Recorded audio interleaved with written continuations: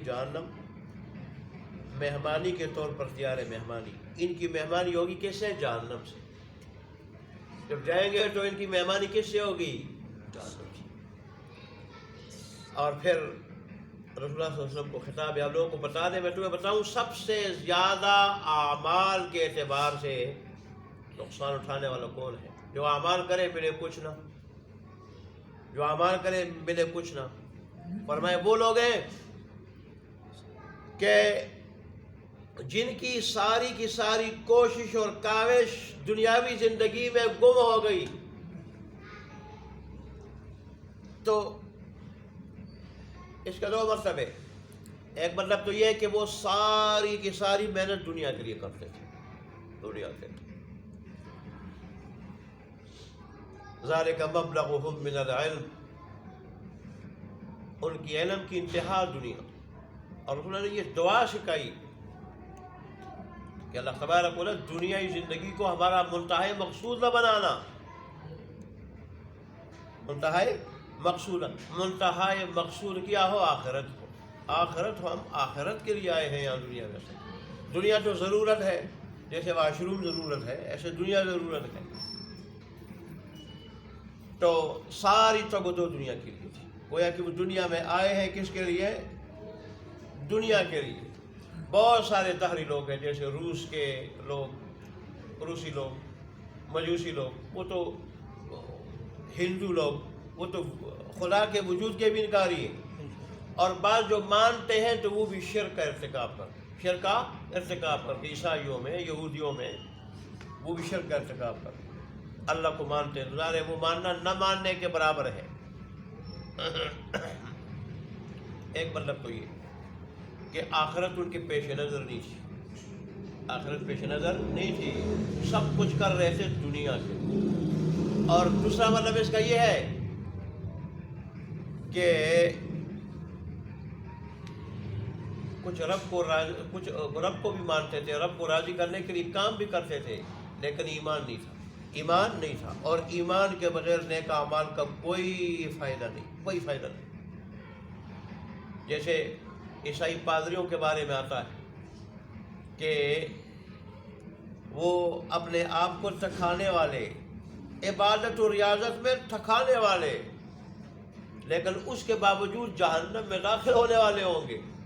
اور عمر فاروق نے ایک پادری کو دیکھ کے چہرے پہ تھکاوٹ کے، عبادت و ریاضت کے، مشقت کے آثار سے رونے لگے یہ آیات پڑھتے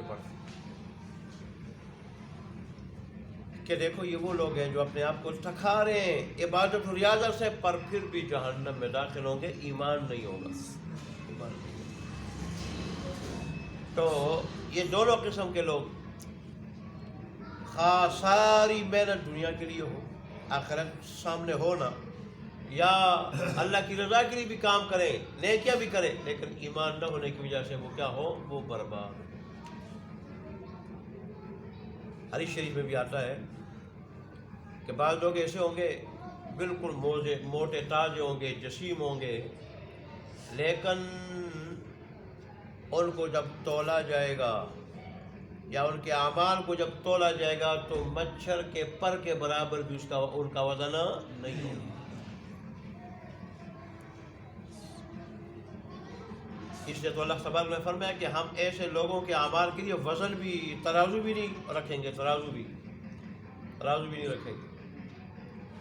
ان کے اعمال تولے ہی نہ جائیں گے ایمان نہ ہونے کی وجہ سے. اور بعض مفسرین یہ بھی کہتے ہیں کہ اعمال اگر تولی بھی جائے ان کا وزن ہی نہیں ہوگا ایمان نہ ہونے کی وجہ سے. ایسے لوگ دنیا میں یہ سمجھتے ہیں کرتے تو سب کچھ دنیا کے لیے، یا ایمان نہ ہونے کی وجہ سے وہ سب کچھ ضائع ہوتا ہے، لیکن وہ سمجھتے ہیں بڑا اچھا کام کرتے ہیں. اب ایسے لوگ جو رفائی کام کرتے ہیں تو اللہ ان کا صلہ پھر دنیا میں دیتا ہے، دنیا میں شہرت کی صورت میں، مال میں ترقی کی صورت میں. آخرت میں سے لوگوں کو کچھ نہیں ملے. آخرت میں ملنے کے لیے اعمال کے ساتھ ایمان ضروری ہے. اس لیے اللہ تبارک و تعالیٰ نے فرمایا کہ ان لوگوں نے اپنے رب کی آیات کا، احکام کا اور عقائد کا بھیجے ہوئے دین کا انکار کیا ہے اور رب کی ملاقات کے لیے قیامت کا انکار کیا ہے تو ان کے اعمال ایمان نہ ہونے کی وجہ سے ضائع ہو چکے ہیں۔ اور ان لوگوں نے ایک تو کفر کیا اور دوسرا انہوں نے میری آیات اور میرے رسولوں کے ساتھ مذاق کو اپنا مشغلہ بنا لیا تھا، مذاق۔ اے اللہ، اب ان کے مقابلے میں ایمان والے، تو اللہ نے ان کا صلہ ذکر دیا۔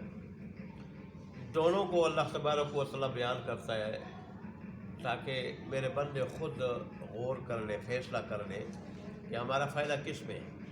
چنانچہ کہ ایمان والوں کا اللہ نے انجام ذکر کیا، اچھا انجام۔ جو لوگ ایمان لائے اور انہوں نے نیک اعمال کیے، نیک اعمال میں بنیادی نماز، حج، روزہ، زکوٰۃ ہے، تو یہ نیک اعمال کیے تو اللہ تبارک فرماتے ہیں کہ ایسے لوگوں کو جنت الفردوس مہمانی کے طور پر ملے گی، مہمانی کے طور پر۔ اور جنت الفردوس جنت کا اعلیٰ درجہ ہے، اعلیٰ حصہ ہے۔ جس طرح نے فرمایا کہ تم جب اللہ سے مانگو تو جنت الفردوس مانگو، جنت الفردوس مانگو۔ وہ پھر اللہ تبارک و تعالیٰ اپنی توفیق کے مطابق جس کو جو بھی دے، لیکن جنت الفردوس مانگو۔ فرمایا کہ جنت کے 100 درجے ہیں اور سب سے اعلیٰ درجہ جنت الفردوس ہے۔ اور جنت الفردوس اللہ تبارک و تعالیٰ کا عرش، اس کی چھت ہے، چھت اللہ کا عرش۔ اور وہ جو 4 نہریں جاری ہیں، 4 نہریں، ان کا منبع بھی جنت الفردوس ہے۔ اور نہر اور جنتوں کی طرف وہ جاتی ہیں لیکن منبع جنت الفردوس ہے۔ جنت الفردوس والوں کے پاس سونے کی چڑیاں ہوں گی، جہاں جائیں گے نہروں کا رخ پھیریں گے۔ تو اس لیے فرمایا کہ تم رب سے مانگو تو جنت الفردوس مانگو۔ بہرحال کامل الایمان بندوں کے لیے رب کی طرف سے مہمانی کے طور پر کیا ملے گا؟ جنت الفردوس۔ اور اس جنت میں ہمیشہ ہمیشہ کے لیے رہیں گے، ایک تو ان کو نکالا نہیں جائے گا، نہ کوئی نکالے گا، نہ خود یہاں سے نکلنے کی ان کو رغبت ہوگی، چاہت ہوگی۔ دنیا میں ہم رہتے ہیں، بڑی خوبصورت بھی جگہ ہو، انسان کے پاس جب پیسہ زیادہ ہو جائے نا، تو پیسہ زیادہ ہو جائے تو ڈھوکپا سے کہتا ہے میں بحریہ ٹاؤن چلا جاؤں، پھر وہاں سے ڈیفینس، اور پھر ادھر سے پھر کہتا ہے اسلام آباد میں کسی اور جو ہے نا اونچی جگہ میں چلا جاؤں۔ اس کے بعد اگر اور پیسہ زیادہ ہو جائے تو پھر کہتے ہیں میں دبئی رہ جاؤں، پھر اس سے بھی زیادہ پھر انگلینڈ چلا جاتا ہے۔ تو انسان ایک جگہ خوش نہیں ہوتا۔ اگرچہ اسلام آباد پوری دنیا میں خوبصورت ہے، پوری دنیا میں، دنیا کے تجزیہ نگاروں نے جو تجزیہ کیا ہے، لیکن یہ وہاں خوش ہوتا، وہاں ادھر جاتا ہے۔ جنت ایسی جگہ ہوگی وہاں جو جائے گا پھر وہاں سے نکلے گا نہیں، اور پھر خاص کر جنت الفردوس سے اللہ میں نصیب کرے ابتدائی۔ تو بہر اللہ تبارک و تعالیٰ نے پورے درس کا خلاصہ اور پورے دین کا خلاصہ اور قرآن کا خلاصہ یہی ہے کہ اطاعت میں اللہ، اخلاص ہے اللہ کی اطاعت میں، دین کی پابندی میں سب کچھ ہے، دنیا بھی آخرت بھی، اللہ کی رضا بھی، اور بغاوت میں نقصان ہی نقصان ہے، دنیا کا آخرت کا۔ تو اللہ تبارک و تعالیٰ ہمیں اپنی اطاعت نصیب فرمائے، بغاوت سے اللہ بچائے۔ اب ترجمہ دیکھیں۔ افحسب الذین کفروا، کیا خیال کیا ہے ان لوگوں نے، کیا گمان کیا ہے ان لوگوں نے جنہوں نے کفر کیا ہے، ان یتخذوا عبادی، کہ وہ ٹھہرا لے میرے بندوں کو، من دونی میرے سوا، اولیاء کارساز، حمایتی، معبود۔ انا اعتدنا جہنم، بے شک تیار کر رکھا ہے ہم نے جہنم کو، للکافرین، کافروں کے واسطے، نزلا، بطور مہمانی کے، بطور۔ قل آپ کہہ دیجیے حل ننبئکم بالاخسرین اعمال، کیا ہم بتا دیں تم لوگوں کو سب سے زیادہ اعمال کے اعتبار سے نقصان اٹھانے والے لوگوں کے بارے میں؟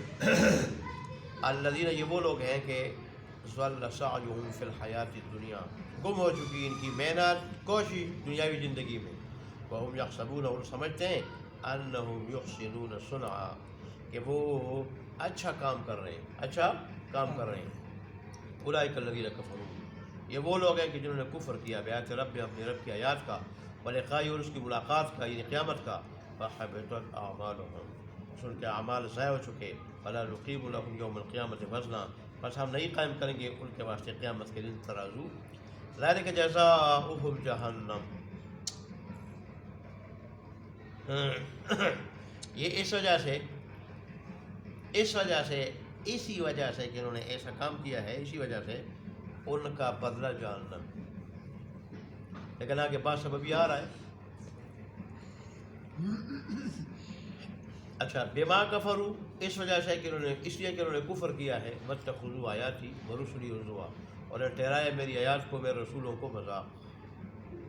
ان الذین آمنوا وعملوا الصالحات، بے شک وہ لوگ جو ایمان لائے اور جنہوں نے اعمال کیے، کانت لہم، تو ہوں گے ان کے واسطے جنات الفردوس، فردوس کے باغات، جنت فردوس، نزلا بطور مہمانی کے، خالدین فیہا، ہمیشہ رہیں گے ان باغات میں، لا یبغون عنہا حولا، نہیں چاہیں گے اس سے پھر جانا، نکل جانا، کہیں اور چلے جانا. وآخر دعوانا الحمد للہ.